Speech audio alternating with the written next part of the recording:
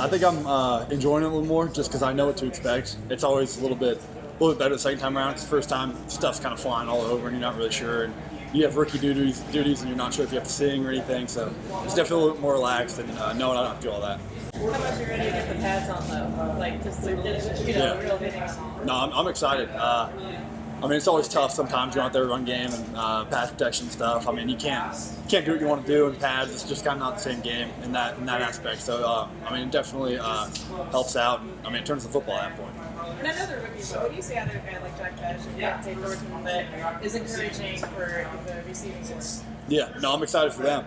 They've been working hard. They've been getting after it. So I'm excited to see what they do this year. And yeah, just ballers. The back end, the back seven holding up, you know what I'm saying, to give Max and them time to get there, and vice versa.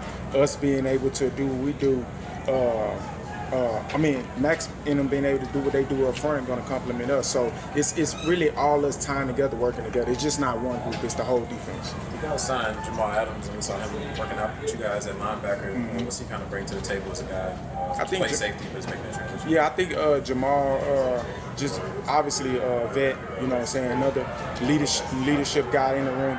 But at the same time, you know, if you didn't watch Jamal Adams, you know, it'll be second nature for him to walk down in the box and be a backer because, you know what I'm saying, he's one of them safety that just have many talents, man. He can be a safety, he can come down and be in your run defense. He's a great blitzer and stuff like that. He's an instinctual guy. So, you know, stuff you can't teach, you know, and stuff like that. And I think that's why, you know, he's always been dominant because he's just not a safety, he's a football player.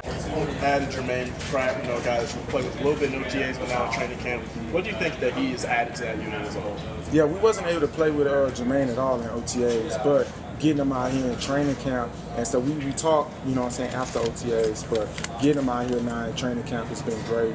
You know what I'm saying, another communicator, another guy that brings a lot to the defense. You know what I'm saying, Jermaine, these last, you know, since we've been in these last 3 days, you know, a big communicator. We talk all throughout the day, you know, football and everything. Like you know, he's a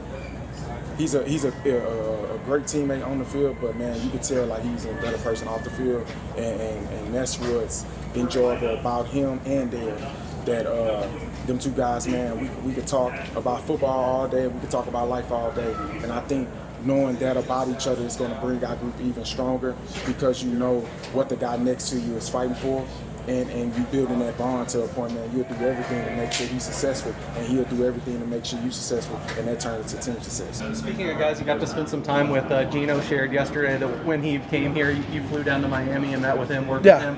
Why was that important to you, and how'd it go? He's the quarterback, man. I mean, the relationship between me and him has to be perfect, and I really take pride in that. And you know, in the past, I've had good relationships with my quarterbacks, but I want a great relationship. You know, I want to be just as close with him that I am with my brothers. So, yeah, first opportunity I got to go see him in his hometown, it's crucial, no-brainer. Let's go see him. And it just happened to be, you know, like Fort Lauderdale, Miami. So had some good food down there. I don't know if you heard a quote yesterday. Max said it wasn't really a smooth sailing with you guys from the beginning. I guess, how did that relationship kind of develop, and where did it maybe turn? Yeah, no, I mean, coming in, you know, I had a lot of rough trials. You know, I missed a little training camp. I missed a little bit of OTAs. Like, I came in not proven. So in his eyes, I look at it and see, oh, here's a second-round pick who, you know, hasn't really proved anything, you know. And then I ended up, you know, proving a little bit in season and a little bit of my worth, and then really putting in a lot of work in the offseason with him. I mean, you got to think you're not just going to meet a girl and she's going to love you right away. You got to take her out to dinner a couple of times, open the door, meet her parents, and then, you know, maybe she'll love you. So I just had to put in the work. Obviously not the pads yet, but what have you learned so far blocking for Ashton? He runs hard.